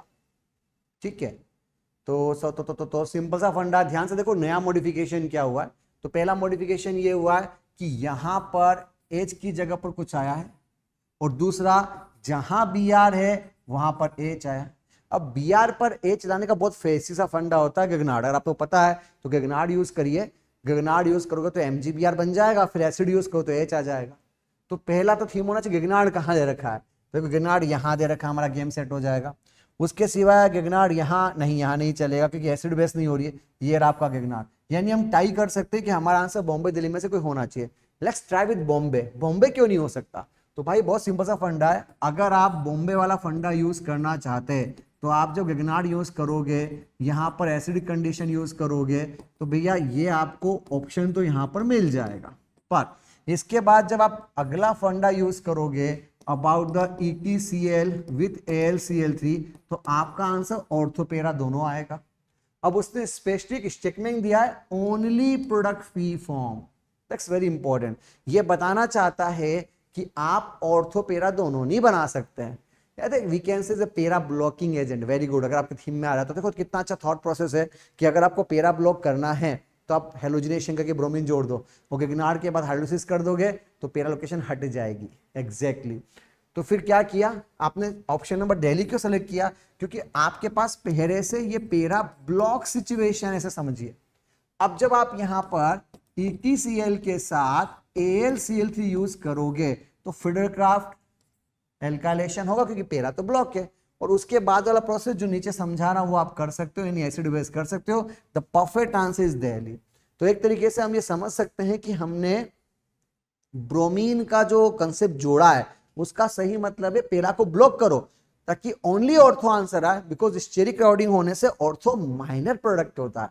तो अगर आपने पेरा ब्रोमीन जोड़ा, ये फंडामेंटल कंसेप्ट है, PHBr, PHMgBr और फिर एसिडिक PHH, तो जहां Br होगा वहां H आ जाएगा। इससे आप जंपिंग स्टेप बोल सकते हैं ताकि स्पीड मेंटेन हो बच्चों। अगला बहुत ही सिंपल सा और बहुत ही प्यारा सा कंसेप्ट आपके सामने अवेलेबल है इस कहानी के रूप में। क्वेश्चन थोड़ा आगे पीछे हो गया, कोई बात नहीं, बट हाँ concept will be very beautifulness. इसको बोलते हैं प्रैक्टिकल ऑर्गेनिक केमिस्ट्री। आपके पास कुछ रिएजेंट के कंसेप्ट दे रखे हैं और पूछा गया है कॉलम 1 के साथ कॉलम 2 दिया गया है, रिएक्शन पूछा गया, कलरेशन के हिसाब से कौन कौन आंसर दे सकता है। अब आप चेक करें ग्रुप में क्या नया मॉडिफिकेशन है। तो देखो बेटा यहाँ एमाइड दिख रहा है आपको, यहाँ एमीन कीटोन दिख रहा है, यहाँ एल्डिहाइड 2-डिएमीन दिख रहा है, यहाँ इमीन और फिनॉल दिख रहा है। अब क्या दिया है, कलर विथ FeCl3, याद करो ये स्पेशली फिनोल के लिए माना जाता है। इफरवेसेंस विथ सोडियम बाइकार्बोनेट, तो पक्का यहाँ पे कोई एसिडिक एच होना चाहिए तभी गेम खेल पाऊंगा। येलो पे से विथ NaOH आयोडीन, तो पक्का ये वाला ग्रुप कहीं न कहीं या तो आइसोप्रोपाइल एल्कोहल के लिए आ रहा है या मिथाइल कीटो के लिए आ रहा है। येलो ऑयल विथ Na2HCl, ये कंफर्म 2 डिग्री एमीन बता रहा है। और heating with NaOH gives out A gas with turn moist turmeric paper brown. Heating with NaOH gives a gas that turn moist turmeric paper brown. Turmeric paper को brown करने के लिए use किया जा रहा है। इसका सही मतलब may be ask for the ammonia. चलो चेक करेंगे क्या। अब देखो इस कहानी को देख के हमें कुछ फंडा तो वैसे ही क्लियर है कि भैया देखो सेकंड का आंसर पक्का ओ के लिए। अच्छा यहाँ पे ध्यान रखना, सॉरी सेकंड के लिए ओ नहीं, सेकंड के लिए एन आना चाहिए। और 2D एमीन की बात करना चाह रहे हो तो थर्ड के लिए ओ आना चाहिए। तो आई थिंक एनओ ऑप्शन कहाँ आ रहा है वो आपका गेम है सेकंड थर्ड के लिए। ये रहा ये रहा ये रहा ये रहा, आई थिंक अपना क्वेश्चन आ गया, ये रहा आपका एनओ। गेम सेट हो गया। लो इत्तेफाक, जरूरी नहीं कि हमें सारी सीक्वेंस चेक करनी है, हम बच के निकल सकते हैं, फिर भी चेक करेंगे अगले में क्या दिख रहा है। ध्यान से देखो क्या क्या ऑप्शन आपके पास अवेलेबल है। अच्छा एक और चीज, एफिसियल थी तो भैया ये तो पक्का इसके लिए आ ही रहा है। बचा क्या था, एनओएच। यस सही बात है, जब ओएच से अटैक करोगे रिवर्स होगा तो यहां से कौन सी गैस बाहर निकलेगी, बोलो अमोनिया गैस। और अमोनिया गैस को चेक करने का तरीका होता है कि वो टर्मरिक के पेपर को क्या कर देता है, बोलो ब्राउन कर देता है। ठीक है, क्योंकि बेसिक नेचर का कंसेप्ट है। तो हो गया सोल्व, सिंपल सा फंडा था और अच्छा क्वेश्चन था बच्चों। अगला यहां पे थोड़ा सा गेम खेला गया है आईयूपीएसी से रिलेटेड होके। Yes that's very beautiful. बाकी टाइम क्वेश्चन बहुत आसान था। देखो pheromones are chemical that animal produce for social response, the structure of brevicomin, the pheromone is shown below the open chain ketodiol mention कर रखा है। ओपन चेन कीटोडायल का form क्या होगा, डायग्राम के सामने सिंपल सा फंडा है, कुछ मत करो, यहां से हाइड्रोलिसिस करके चेक कर लेते हैं कि हमारे पास क्या आंसर आएगा। तो चेक करते हैं बेटा, ये आपका ऑप्शन होगा, ठीक है, यहां आपका OH आएगा, यहां पे मिथाइल अवेलेबल है तो एक OH यहां आएगा, एक OH यहां आएगा, फिर यहां इस कार्बन के बाद फिर से यहाँ OH और यहाँ इथाइल है। और हमें अच्छे से पता है कि हमें यहां से क्या करना है, बोलो वाटर को इवॉल्व करना। वाटर को इवॉल्व करने पर हमको यहाँ पे कीटोन ऑप्शन के रूप में कुछ ये ऑप्शन मिलना चाहिए, ये ऑप्शन मिलना चाहिए, यहाँ इथाइल होना चाहिए और ये आपका कीटोन होना चाहिए। आईयूपीएसी जानते हो, सिंपल सा फंडा, 1 2 3 4 5 6 7 8 और 9। तो 9 बोलते नॉन आना चाहिए, तो नॉन तो अपन को दिख ही रहा है, शायद नॉन वर्ड सब में आ रहा है। फिर क्या आना चाहिए, 2 पर ऑन आना चाहिए, बिकॉज आईयूपीएसी अगर आपने पढ़ रखी है तो मेन फर्स्ट की बात करोगे तो आपके पास 2 ऑन का मतलब 3 ऑन गड़बड़ है। आपका आंसर आया 2 ऑन 2 ऑन। आगे देख लेते हैं क्या लिखा है, 7 डाइहाइड्रोक्सी आ रहा है या 6 डाइहाइड्रोक्सी 6 यानी परफेक्ट आंसर। आपका आंसर क्या आएगा, दिल्ली। बहुत सिंपल सा आंसर दिया जा सकता है। अगला बहुत सिंपल सा कंसेप्ट आपके सामने अवेलेबल है, that's a very best way, जिसको हम कन्वर्जन के नाम पे यूज करते हैं। क्या दिया है बेटा, आपके पास ये ऑप्शन दिया और पूछा गया इसमें आपको क्या करने का ऑप्शन है, थोड़ा समझदारी से हैंडल करना होगा।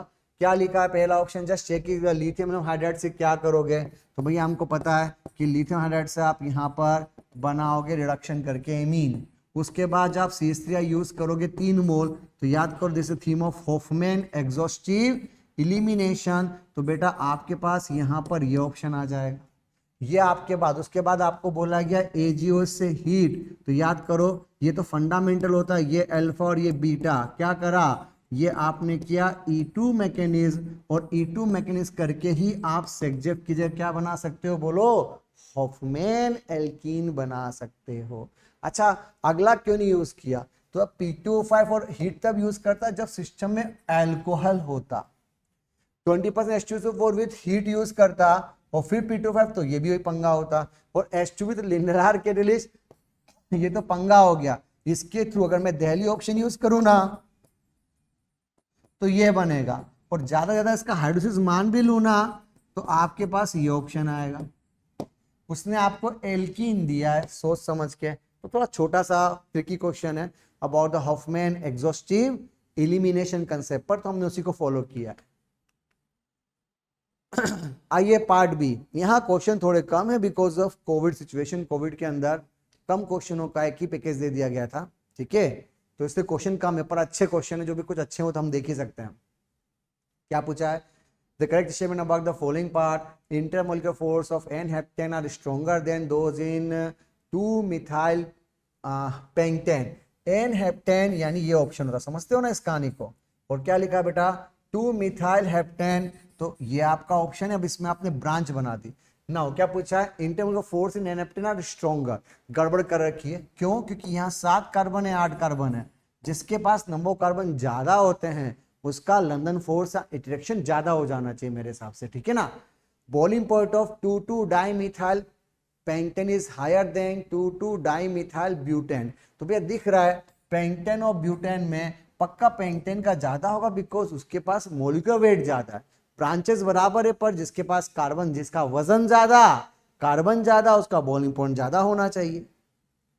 Both hydrogen bonding and van der Waals exist between molecule of two methyl butane two ol. Yes, two methyl butane two ol का मतलब ये है, तो हाइड्रोजन बॉन्डिंग भी होगी और ये इंटरेक्शन भी होने चाहिए, तो हम बोल सकते हैं ये दोनों सही स्टेटमेंट है। अगला क्या दिया हुआ है, in 2,2-dimethyl butane 1 2 3 types of carbon atom are present। देखो तो डिग्री का भी गेम खेल लिया, 2,2-dimethyl butane, तो ये आपका ऑप्शन ये हो गया। ध्यान से देखो 1 डिग्री है, 4 डिग्री है, 2 डिग्री है, 1 डिग्री है, ये लोचा कर दिया, 3 डिग्री यहाँ अलाउ नहीं है। देखो स्टेटमेंट पे भी गेम खेला हो बहुत। I think this is the first और सेकेंड लेक्चर ऑफ केमिस्ट्री, ठीक है। हम क्या जनरली इस पार्ट को इग्नोर मारते कि ऐसा नहीं होना चाहिए, बट प्रैक्टिकली उसने ऐसा पूछा और बताया, that's a good way. Now क्या क्या ऑप्शन के सामने हो सकते हैं, याद करो। This is theme of a simple फंडा जो कि आपको इस कहानी में यूज करना है, अबाउट द एंटी एडिशन के नाम पे। याद करो, सबसे पहले बनता है साइक्लिक ब्रोमोनियम आयन, और आपको पता है अगर यहाँ पे ही रिएक्शन हो गई तो गेम सेट है। यहाँ अटैक करके रिंग को ओपन करो। एंटी एडिशन आने का सही मतलब आपको अगर पता हो तो बता दूं, या तो वेज या डैश आएगा, या इसका अपोजिट भी कर सकते हो कि ये वाला डैश कर लीजिए, वो वाला वेज कर लीजिए। पर इसका एक रास्ता और भी है। क्या रास्ता है भैया, कि अगर इसकी जगह, ये तो आपका हुआ एनसीसी, नॉन क्लासिकल केटान, इसमें एक रास्ता और होता है बेटा जिसके अंदर बोलते हैं आरएससी, और आरएससी में बनता है रेजोनेंस स्टेबलाइज्ड केटान। मतलब हम जब पाइबोन को शिफ्ट कर दे और केटान को यहाँ बनाए तो फिर हमारे पास फ्री स्टाइल है, हम वेज भी आ सकते हैं, डैश भी आ सकते हैं। ये बहुत ही फंडामेंटल क्वेश्चन है, जो भी ब्रोमिनेशन पढ़ाता है वो स्पेशली साइक्लोब्यूटाडाइन का ये वाला क्वेश्चन जरूर पढ़ाता है, दैट्स वेरी इंपॉर्टेंट। तो बहुत सिंपल सा फंडा था, वेज दे जो आंसर आने चाहिए। तो एंटी एडिशन सही है, सही बात है, यहाँ पे भी एंटी सही बात है। जैसे ही सिन वर्ड देखोगे आप खटाक से मना बोलोगे, बट कब, 1-2 लोकेशन के लिए। जैसे ही आप 1-4 लोकेशन पे आपको हाँ ही बोलना है, बिकॉज वो केटायन अब बन गया है sp2, इसको बोलते हैं रेजोनेंस स्टेबलाइज कार्बो केटायन। प्लेनर हो जाता है, प्लेनर में फिर वेज भी आता है और डैश भी आता है, दैट्स वेरी इंपॉर्टेंट, ये आपको ध्यान रखना है, ठीक है। अगला बहुत ही छोटा सा स्टेटमेंट जो कि आपको स्टेटमेंट के रूप में दिया है, और लकीली उन्होंने पीके के डेटा दे रखे हैं तो कहानी वैसे सेट हो जाती है, बिकॉज एक बहुत छोटा सा कंसेप्ट है, एसिड स्ट्रेन के प्रोपोर्शनल और पीके के इनवर्सली प्रोपोर्शनल होती है। नाउ इस कहानी को देख के लग रहा है ये 10.2 ये 14 है, तो भैया ये स्ट्रॉन्ग एसिड है, ये वीक एसिड है, यानी के की वैल्यू पक्का लेस देन 1 जानी चाहिए। पर आगे जाके आप कंज्यूम करो, दैट्स वेरी इंपॉर्टेंट। हम क्वेश्चन को देख भी लेते हैं। Nitromethane undergo aldol type reaction with racemic mixture of two methyl cyclohexanone, यानी यहाँ पे रेसिमिक मिक्सचर बना हुआ, ठीक है।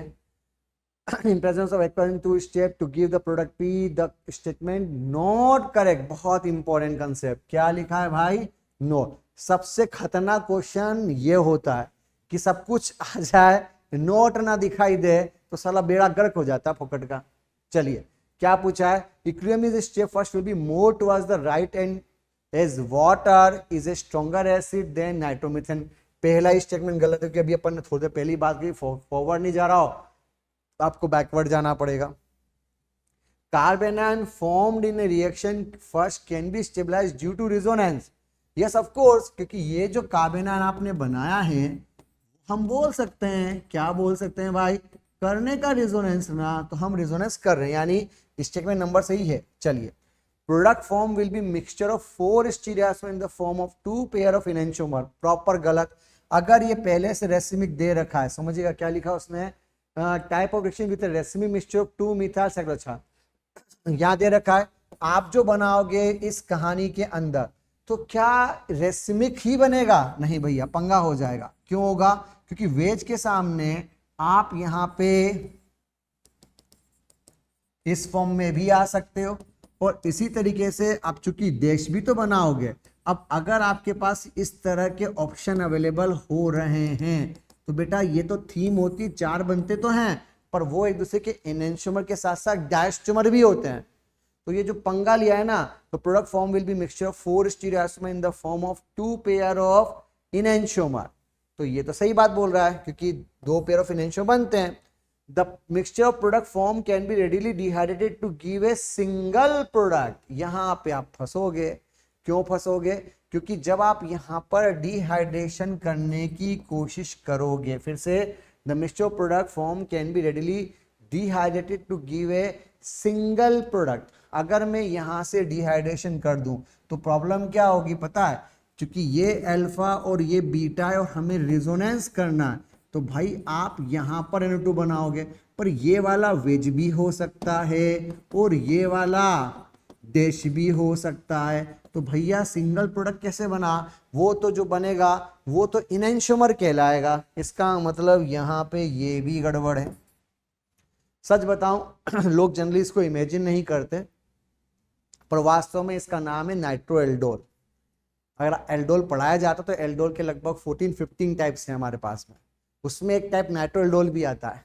और ये हम स्पेशली पढ़ाते हैं बच्चों को कि भाई किस्मत सही हो, डाइल्यूट NaOH लिखाओ, एक के पास अल्फा हो और दूसरे के पास अल्फा हो पर वो कार्बोनिल ना होके अगर नाइट्रो या साइनो हो तो उसके हिसाब से टाइप में वेरिएशन आता है। तो है बहुत क्वेश्चन सिंपल सा। डेटाबेस वैसे भी हम जानते हैं एल्डोल की रिएक्शन नॉर्मली भी बैकवर्ड चलती है। जब तक कि आप LDA यूज नहीं करोगे आप फॉरवर्ड नहीं जाओगे, आप बैकवर्ड ही जाओगे। तो एनान बनना बैकवर्ड होता है, तो वो तो गेम सेट हो ही रहा है। अच्छा क्वेश्चन था actually.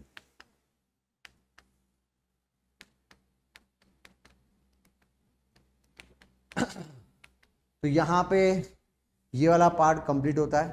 Thank you very much, have a good day, bye bye. Hello students, so next हम डिस्कस करेंगे आईओसी के क्वेश्चन। सो स्टार्ट करते हैं फर्स्ट क्वेश्चन के साथ। सो फर्स्ट क्वेश्चन है मेरे पास, the reaction of ammonia with diborane give ionic product. So मेरे पास ये एक आयनिक प्रोडक्ट गिवन है और यहाँ पर आपको बताना क्या है? तो यहाँ पर आपको बताना है आयनिक प्रोडक्ट जो आपके पास गिवन है उसका केटाइन और एनाइन की हाइब्रिडेशन क्या होगी। सो डाइब्रोन जो मेरे पास होता है उसकी स्ट्रक्चर पहले बना लेते हैं। सो इस तरह से स्ट्रक्चर बनेगी डाइबोरेन की। चलिए, अब अमोनिया के साथ क्या होता है? अमोनिया के साथ जब हम रिएक्शन करते हैं तो यहाँ पर क्या होता है? डाइबोरेन की असिमेट्रिकल क्लीवेज होती है। तो यहाँ पर ये कुछ इस तरह से ब्रेक होगा। तो यहाँ पर मेरे पास जो केटाइनिक पार्ट बनेगा वो क्या होगा? H2B, यहाँ पर अमोनिया 2 और ये मेरे पास हो गया केटाइनिक पार्ट। और अनाइन में मेरे पास बनेगा BH4 माइनस। अब यहाँ पर आपको हाइब्रिडेशन पूछिए तो दोनों केसेस में हमारे पास हाइब्रिडेशन क्या हो जाएगी? sp3। तो आपका आंसर हो जाएगा यहाँ से ऑप्शन ए। चलिए नेक्स्ट क्वेश्चन की ओर बढ़ते हैं। नेक्स्ट क्वेश्चन मेरे पास है रिएक्शन, किसकी रिएक्शन? P4 की रिएक्शन। सो P4 में जब मैंने रिएक्ट किया क्लोरीन के साथ तब मुझे क्या मिलेगा? सो देखो दो केसेस है। जब फॉस्फोरस मेरा क्लोरीन के साथ रिएक्ट करेगा, अगर तो मैंने लिमिटेड अमाउंट में क्लोरीन को यूज किया है तो मेरे पास बनेगा PCl3 लिक्विड में, और अगर मैंने एक्सेस अमाउंट में क्लोरीन का यूज किया है तब मेरे पास अनलिमिटेड में यूज किया तो मेरे पास PCl5 बनेगा सॉलिड में। अब देखो Q जो आपका प्रोडक्ट है वो है लिक्विड में, इट मींस यहाँ पर मेरा PCl3 बनेगा। सो यहाँ से मेरे पास B और D ऑप्शन क्या हो गए? एलिमिनेट हो गए। अब है P4 का O2 के साथ। सो यहाँ पर सेम वही चीज है। सो दो प्रोडक्ट बन सकते हैं। अगर तो मैंने लिमिटेड अमाउंट में O2 यूज किया सो तब मेरे पास जो फॉर्म होगा वो क्या? P4O6। अगर अनलिमिटेड में किया, ठीक है, एक्सेस में किया तो P4O10 बनेगा। अब ऑप्शन चेक करो A और C में, H क्या है? P4O10 और यहाँ पर कितना? P2O6 है। सो इट मींस आपको क्या बोला गया है? सॉलिड में चाहिए ना, ठीक है। अब यहाँ पर मेरा जो S है इन दोनों में कौन सा होगा? P4O10 वाला होगा, ठीक है।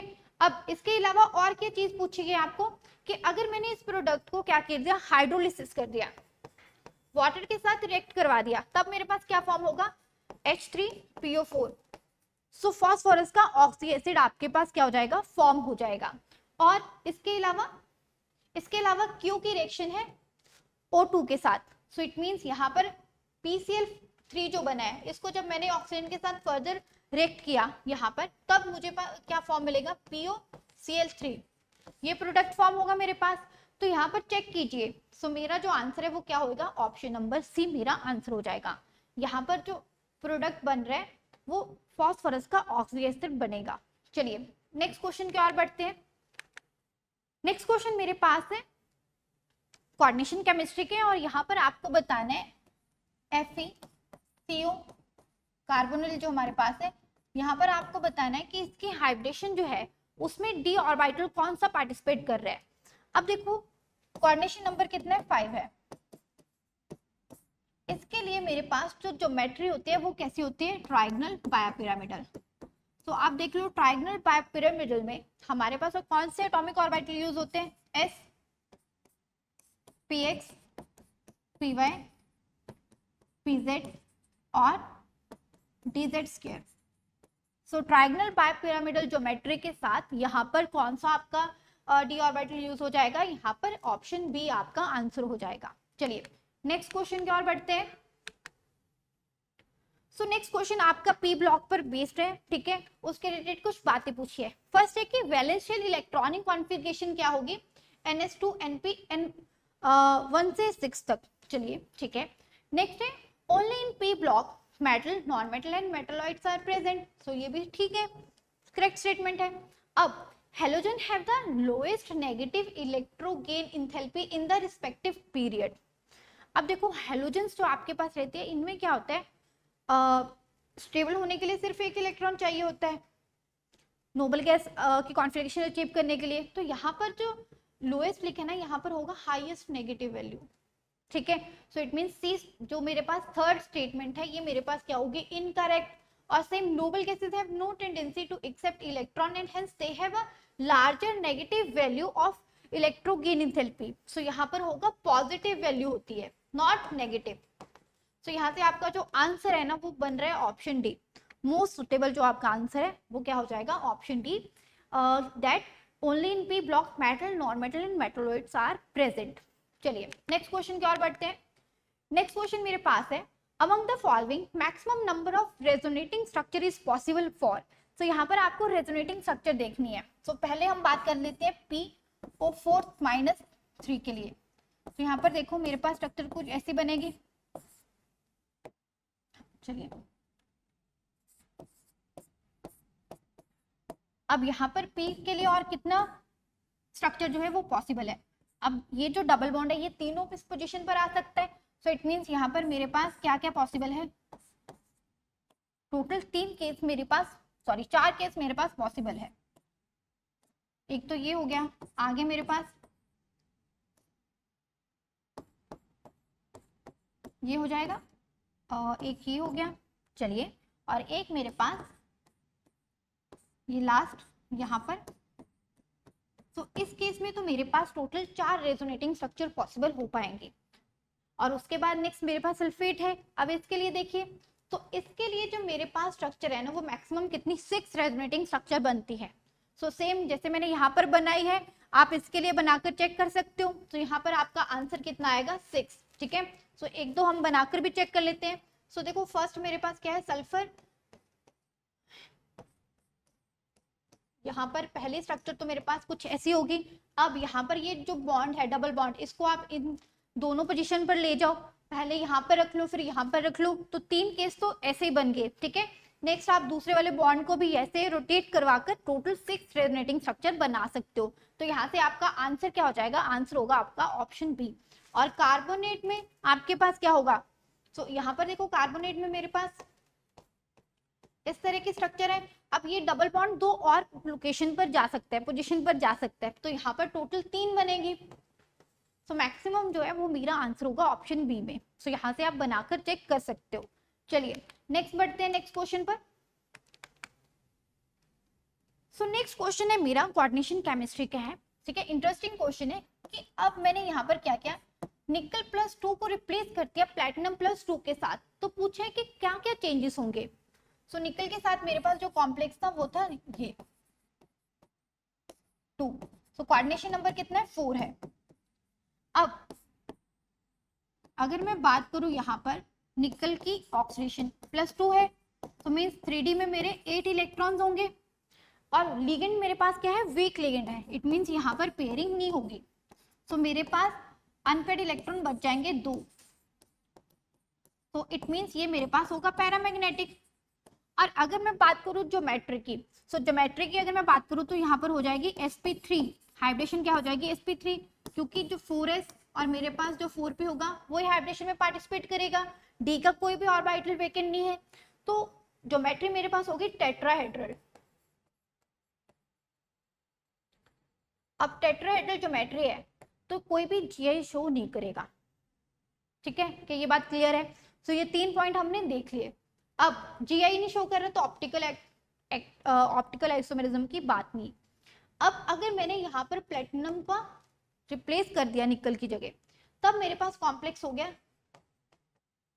चलिए अब देखो, प्लेटिनम के साथ अब क्लोरीन और ब्रोमीन जो है ये एक्ट करने लग जाएंगे strong field ligand. So it means यहाँ पर जो है पेयरिंग हो जाएगी 1 2 3 4 5 6 7 8। ठीक है, और यहाँ पर जो हाइब्रिडेशन होगी वो क्या होगी, DsP2 ये होगी। अब देखो यहाँ पर नेचर क्या हो गया, diamagnetic. It means magnetic movement change हो गया। दूसरी चीज ज्योमेट्री भी चेंज हो गई है। अब बात करते हैं कि ये GI शो करेगा कि नहीं। सो यहाँ पर जो मेरे पास कॉम्प्लेक्स है वो कैसा है, Ma2 और B2 टाइप का है। सो यहाँ पर पेयर डायगोनल पेयर बनाकर हम चेक कर सकते हैं।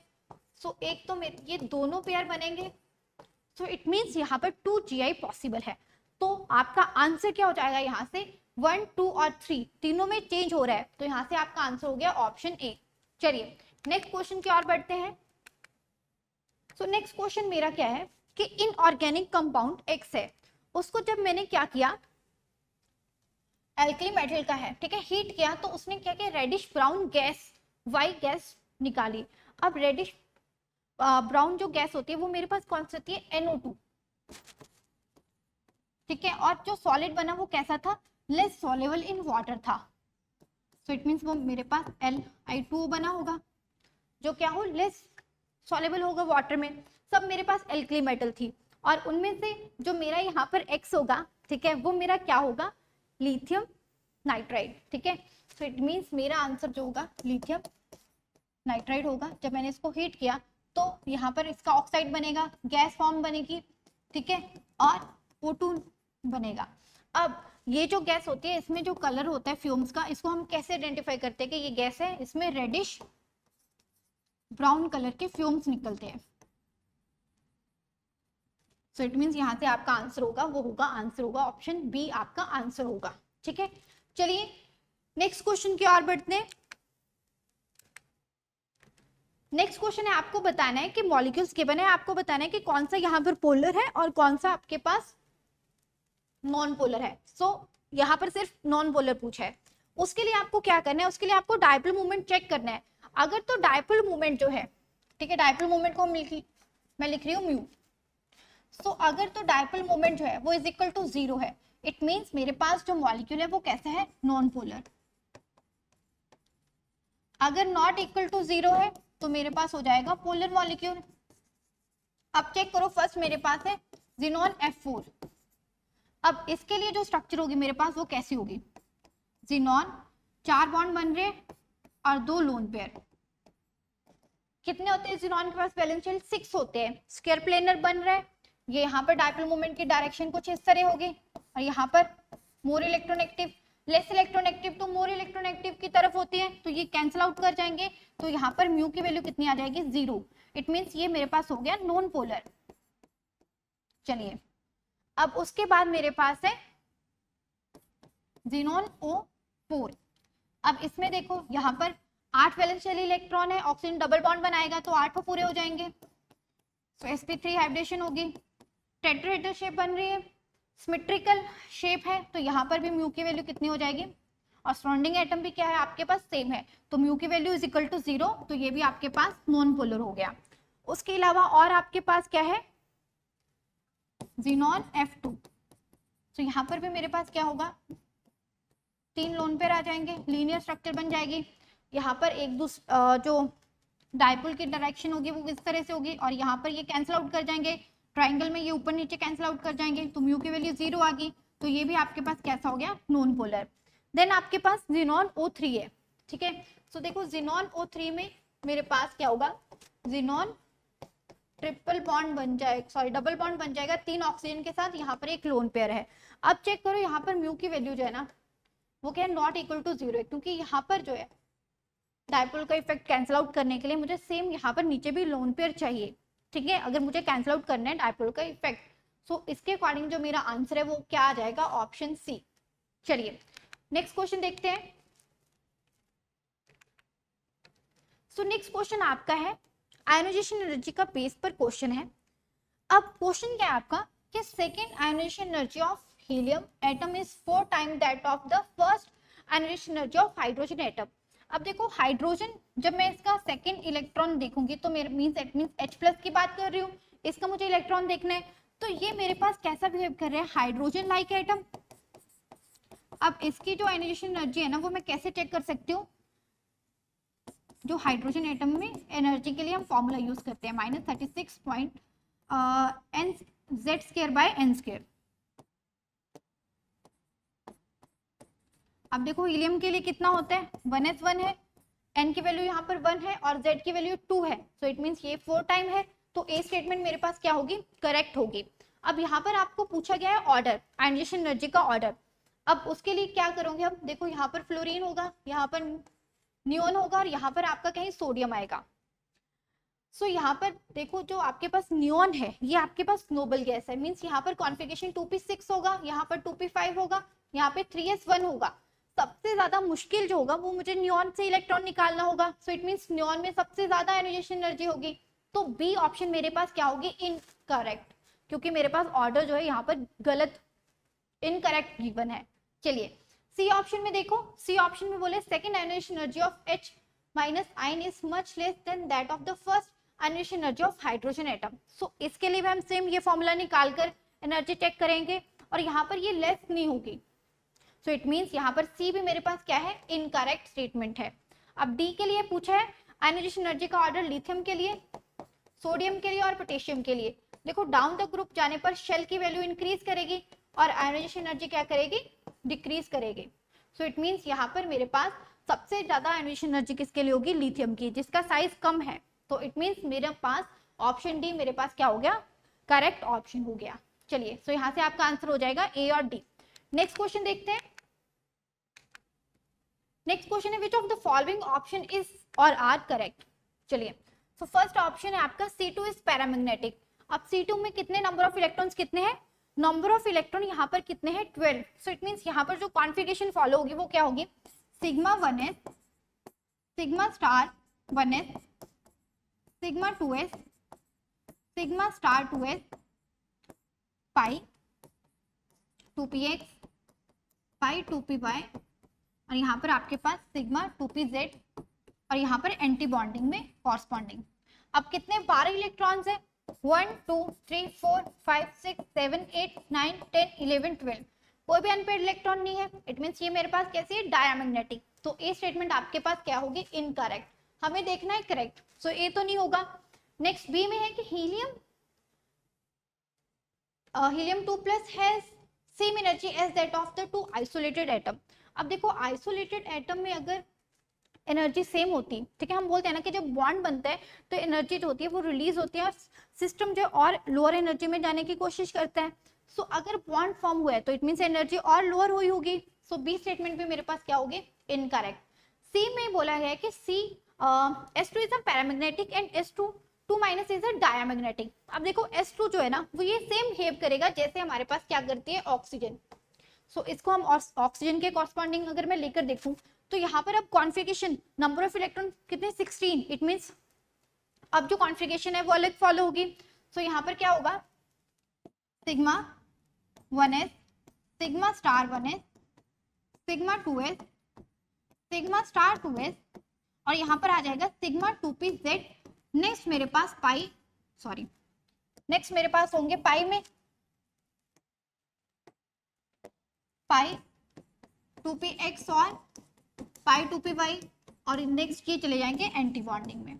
चलिए अब कितने ऑक्सीजन जैसा 16 को अगर मैं लेके चलूं 1 2 3 4 5 6 7 8 9 10 11 12 13 14 15 16, ठीक है। तो 16 मैंने कर दिए। यहाँ पर 2 अनपेड इलेक्ट्रॉन आपको मिल रहे हैं, इट मीन्स ये मेरे पास कैसा होगा, पैरामैग्नेटिक। बट अगर मैंने 2 इलेक्ट्रॉन और ऐड कर दिए तो ये कैसा हो जाएगा, diamagnetic. So it means C statement मेरे पास क्या है, करेक्ट है। चलिए अब नेक्स्ट क्या है, आपको पूछा है N2 plus and N2 minus है same bond order, N2 plus और N2 माइनस। यहाँ पर देखो बॉन्ड ऑर्डर के लिए हम क्या देखते हैं, number of bonding minus number of anti bonding electron divided by 2। इस तरह से हम बॉन्ड ऑर्डर निकाल सकते हैं। जैसे कि मैंने यहाँ पर ये कॉन्फ़िगरेशन लिखी हुई है, कहाँ गई, तो ये कॉन्फ़िगरेशन आप फॉलो करेंगे। यहाँ पर ये वाली कॉन्फ़िगरेशन है जब इलेक्ट्रॉन क्या हो लेस देन इक्वल टू 14, तो ये कॉन्फ़िगरेशन में आप फिल करोगे और वहां पर एंटी बॉन्डिंग और बॉन्डिंग इलेक्ट्रॉन जो है वो डालकर चेक कर लोगे बॉन्ड ऑर्डर। और एक हमारे पास होता है ट्रिक जिसमें हम क्या बोलते हैं कि जब 14 इलेक्ट्रॉन होते हैं तब मेरे पास बॉन्ड ऑर्डर रहते हैं 15, और अगर तब मेरे पास बॉन्ड ऑर्डर रहते हैं 3, और अगर मेरे पास 15 है तब बॉन्ड ऑर्डर रहते हैं 2.5, और अगर मेरे पास 13 है तो कितना 2.5 रहेगा, और ऐसे कॉरस्पॉन्डिंग हम 0.5 डिक्रीज करते जाएंगे, तो यहाँ पर 2 हो जाएगा। 17 है तो 1.5। अब देखो यहाँ पर कितने इलेक्ट्रॉन, 13, यहाँ पर 15, तो 13 और 15 के लिए मुझे 2.5 मिल रहे हैं। इट मीन्स मेरे पास डी ऑप्शन भी करेक्ट है, तो आपका आंसर सी और डी हो जाएगा। चलिए नेक्स्ट क्वेश्चन। सो इस क्वेश्चन में आपको क्या पूछा दिया, गिवन क्या है, H2O2 का जो है ना गैसियस और सॉलिड में स्ट्रक्चर गिवन है, और यहाँ पर ये वाला जो एंगल है ना इसको हम बोलते हैं डाइहेड्रल एंगल। क्लियर। अब कुछ स्टेटमेंट गिवन है और इसके रिगार्डिंग इस पे बात कर लेते हैं। फर्स्ट स्टेटमेंट क्या है, both O atom are near enough to cause repulsion between the electron lone pair thus making OO bond susceptible for cleavage. ठीक है, तो यहाँ पर क्या है, लोन पेयर की वजह से क्या रिपल्शन ज्यादा क्रिएट हो सकता है। अगर हम स्ट्रक्चर बनाए कोई दूसरी तो उसको कम करने के लिए मेरे पास इस तरह की ओपन बुक टाइप की स्ट्रक्चर फॉर्म होती है। क्लियर। अब दूसरा है कि अगर मैं H2 और वाटर को कंपेयर करूं तो H2O2 जो मेरे पास होता है इसके क्या होती है, विस्कोसिटी जो होगी वो कैसी होगी कि the strong intermolecular hydrogen bonding along with the restricted rotation present in the liquid state of H2O2 make it more viscous than water. So ये स्टेटमेंट भी मेरे पास करेक्ट है, क्यों H2O2 जो मेरे पास होगा ये वाटर से क्या होगा, इसकी विस्कोसिटी ज्यादा होगी। उसका रीजन क्या है यहाँ पर कि यहाँ पर रिस्ट्रिक्टेड रोटेशन होती है। क्यों, OO जो मेरे पास ये क्लीवेज है, ठीक है, यहाँ पर रिस्ट्रिक्टेड रोटेशन रहेगी तो उस वजह से ये क्या होगा, मोर विस्कस होगा। और यहाँ पर देखो हाइड्रोजन बॉन्डिंग जो होगी ना सॉलिड में वो क्या होगी, वीक होगी। तो वीक होने की वजह से ये डाइहेड्रल एंगल भी जो होता है ये क्या होता है, कम होता है। अब सी ऑप्शन देखो, the molecule get twisted to minimise the repulsion, वही चीज कि रिपल्शन को कम करने के लिए इस तरह की स्ट्रक्चर बनाई है। डी ऑप्शन है, the difference in the dihedral angle in the solid and the gaseous state is consequence of the hydrogen bonding. तो ये चीज भी हमने पहले डिस्कस कर लिए कि जो ये जो डाइहेड्रल में चेंज हो रहा है ये किसकी वजह से हो रहा है, हाइड्रोजन बॉन्डिंग। सॉलिड में मेरे पास जो हाइड्रोजन बॉन्डिंग है वो कैसी होगी, वीक होगी। तो ये मेरे पास आईओसी के कुछ क्वेश्चन थे। यहाँ पर देखो आपका चारों स्टेटमेंट क्या होगी, करेक्ट होगी। ठीक है, सो चलिए आई होप आपने अच्छे से अटेम्प्ट किए होंगे। Thank you.